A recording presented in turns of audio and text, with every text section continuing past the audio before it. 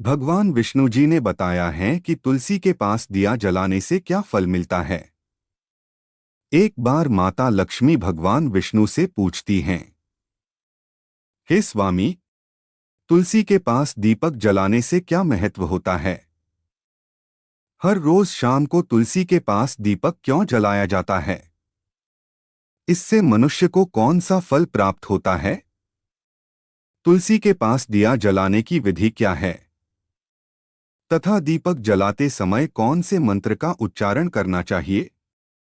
कृपया आप मुझे विधि पूर्वक से सुनाइए। तब भगवान विष्णु कहते हैं, हे देवी, आज आपने समस्त मानव जाति के कल्याण के लिए बहुत ही महत्वपूर्ण प्रश्न किया है।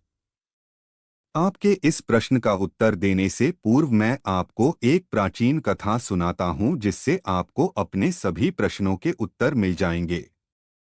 इसलिए आप इस कथा को ध्यान पूर्वक सुनिए। इस कथा को ध्यान से पूरा सुनने मात्र से ही मनुष्य के 100 वर्षों तक तुलसी के पास दीपक जलाने का पुण्य प्राप्त होता है। फिर माता लक्ष्मी कहती है, हे स्वामी, मैं इस कथा को सुनने के लिए उत्सुक हूं। कृपया आप इस कथा को सुनना प्रारंभ करें। तब भगवान विष्णु माता लक्ष्मी को वह कथा सुनाने लगते हैं। हे देवी लक्ष्मी, पूर्व कल की बात है, दक्षिण दिशा में तुंगभद्रा नाम की एक बहुत बड़ी नदी है। इस नदी के किनारे पर हरिहरपुर नामक एक अत्यंत सुंदर नगर बसा हुआ था।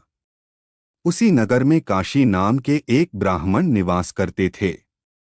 वह अत्यंत गुणवान, चरित्रवान, धर्म कार्य करने वाले तथा वेदों के मार्ग पर चलने वाले थे। उन्होंने समस्त शास्त्र का अध्ययन किया था।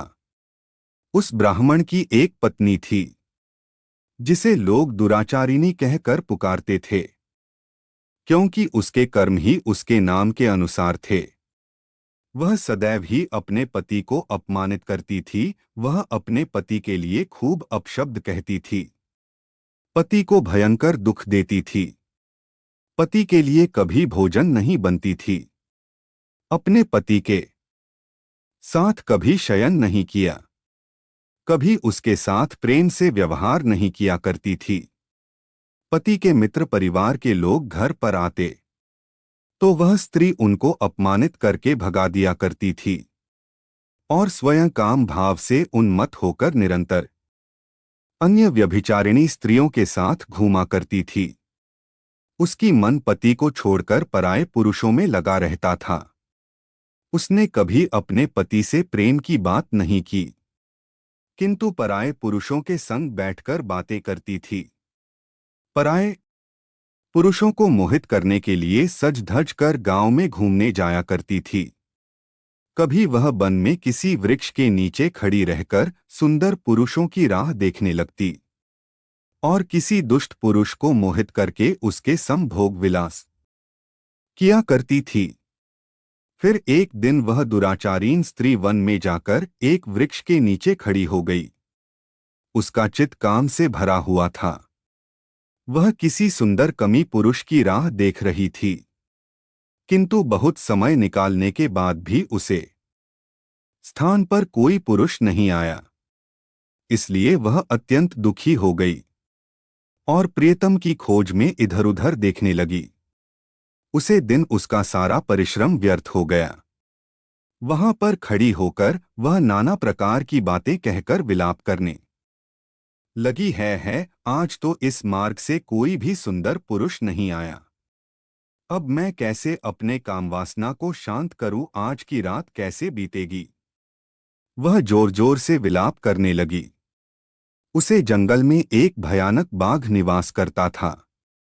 उसे पापिनी स्त्री की आवाज सुनकर वह जाग गया और उछालकर उसे स्त्री का भक्षण करने के लिए उसके पास आ गया।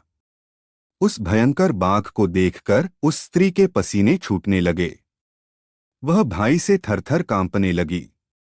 वह स्त्री कुछ करती इतने में ही उसे बाघ ने अपने पंजे से उसे घायल कर दिया और वह स्त्री जमीन पर गिर पड़ी। जमीन पर गिरते ही वह स्त्री चिल्लाते हुए बोली, अरे बाप, तू किस लिए यहाँ पर आया है? मुझे क्यों मार रहे हो? मैं यहाँ पर अपने प्रियतम को खोज रही हूँ। तुम मुझे छोड़ दो। मेरा भक्षण करके तुझे क्या मिलेगा? उस स्त्री की यह बात सुनकर वह भयानक बाघ क्षण भर के लिए रुक गया और हंसते हुए बोलने लगा है।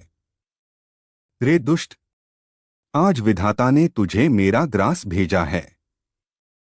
तुझ जैसी पापिनी स्त्रियों का भक्षण करना ही मेरा काम है। तभी तुझे इस शरीर से मुक्ति मिलेगी। वह स्त्री कहने लगी है, बाघ तुम कौन हो? मुझे सच सच बताओ, तुम्हें किस कारण से बाघ की योनि में जन्म लेना पड़ा? और तुम मुझ जैसी पापिनी स्त्रियों का भाषण क्यों करते हो?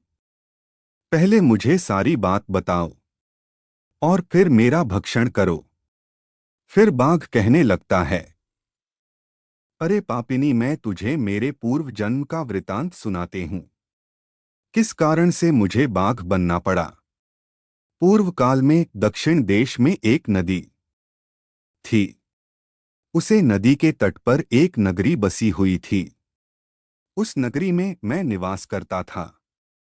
मैं एक ब्राह्मण का पुत्र था और नदी के किनारे बैठकर यज्ञ आदि कार्य किया करता था।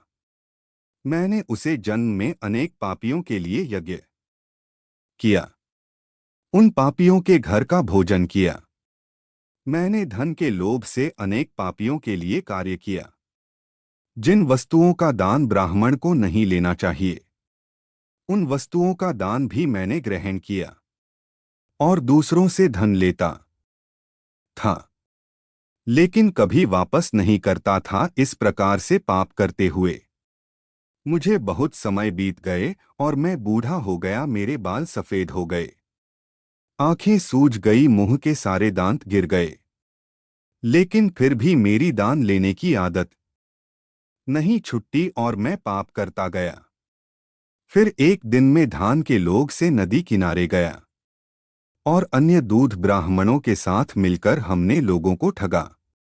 झूठ मंत्र वचन बोलकर हमने बिना विधि विधान किए ही देवी देवताओं का पूजन किया और बहुत सारा धन धन में ले लिया। फिर उसी स्थान पर एक बीमार कुत्ते ने मेरे पैर में काट लिया और मैं मूर्छित होकर गिर पड़ा। इस क्षण मेरे प्राण चले गए। फिर यह के दूत उस स्थान पर प्रकट हुए और मुझे पकड़कर यमपुरी ले गए। वहां पर यमराज ने चित्रगुप्त से मेरे कर्मों का लेखाजोखा निकालने के लिए कहा। फिर चित्रगुप्त कहने लगे हैं, धर्मराज, उसे ब्राह्मण ने घोर पाप किए हैं। हमने दूसरों से झूठ कह कर धन लूट है। विधि विधान से पूजा ना करके झूठ मंत्र बोलकर भगवान का अपमान किया है। इसलिए यह पापी ब्राह्मण केवल नरक जाने के ही योग्य है। फिर यमराज ने अपने दूधों को आदेश देकर मुझे नरक की अग्नि में डाल दिया। अनेक वर्षों तक नरक की सजा भोगने के बाद मुझे व्याघ्र का शरीर प्राप्त हुआ और मैं इस दुर्गम वन में निवास करने लगा। मैं अपने पूर्व जन्म के पापों को याद करके कभी महात्मा, साधु पुरुष, सती स्त्रियों का भक्षण नहीं करता हूँ। मैं केवल पापी, दुराचारी तथा कुलटा स्त्रियों का ही भक्षण करता हूँ, ताकि मुझे पाप से मुक्ति मिल जाए। इस प्रकार से उस बाघ ने अपने पूर्व जन्म का वृतांत सुना दिया और उस स्त्री से कहने लगा, हे पापिनी, तेरे आचरण से तू कुलटा दिखाई पड़ती है। अपने पति को छोड़कर तू इस वैन में अन्य पुरुष के साथ भोग विलास करने के लिए आई है। इसलिए आज तू मेरा ग्रास अवश्य बनेगी।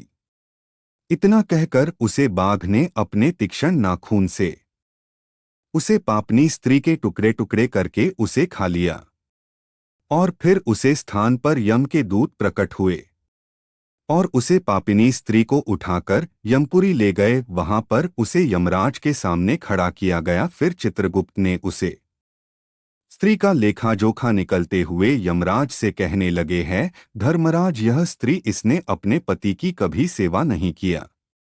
अपने पति को भूलकर पराये पुरुषों के साथ भोग विलास किया करती थी।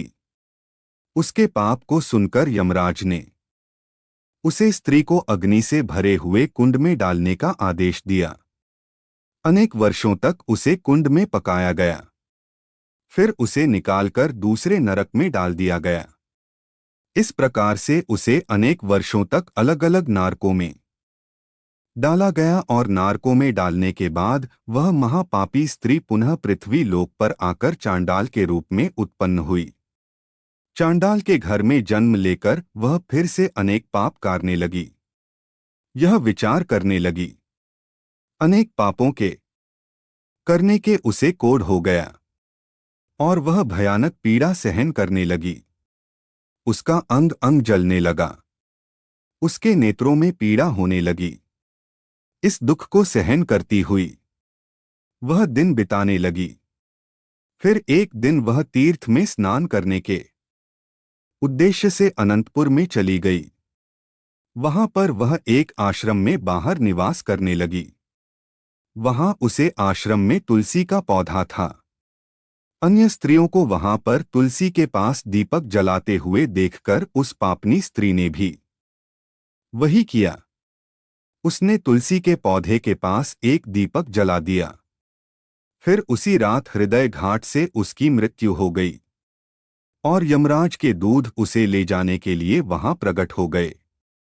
जैसे ही यह के दूत उसे पापिनी स्त्री को पास में बांधकर ले जाने लगे, तभी भगवान विष्णु के दो पार्षद उस स्थान पर प्रकट हुए और उन्होंने उन दोनों को रोक दिया और कहने लगे, हे यमदूतों, इस स्त्री को छोड़ दो, यह स्त्री नरक जाने के योग्य नहीं है।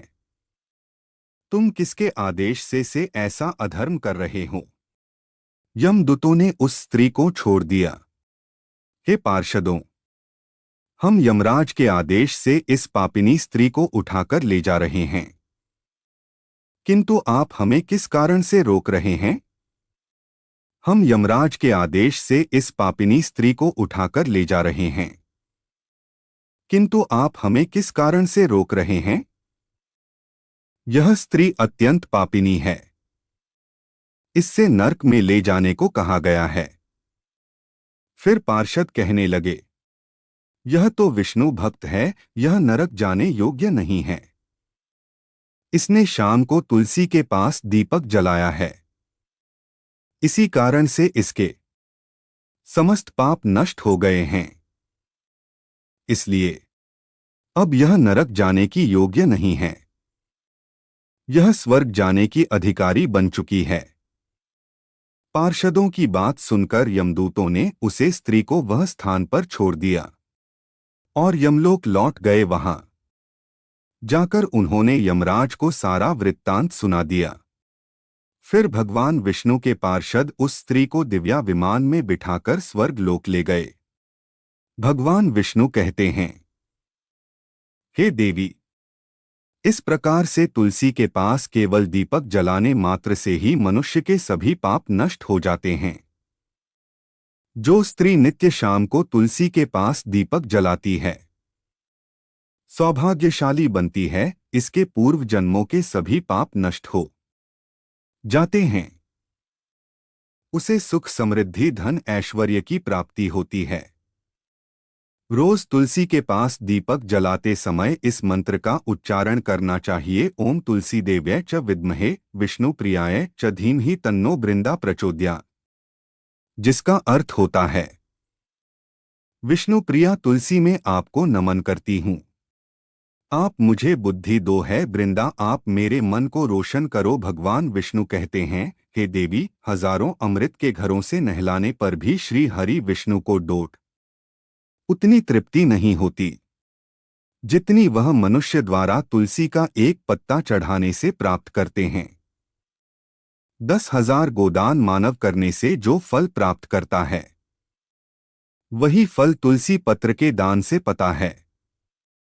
जो मृत्यु के समय अपने मुख में तुलसी पत्र का जल पा जाता है, वह संपूर्ण पापों से मुक्त होकर भगवान श्री हरि विष्णु के धाम जाता है।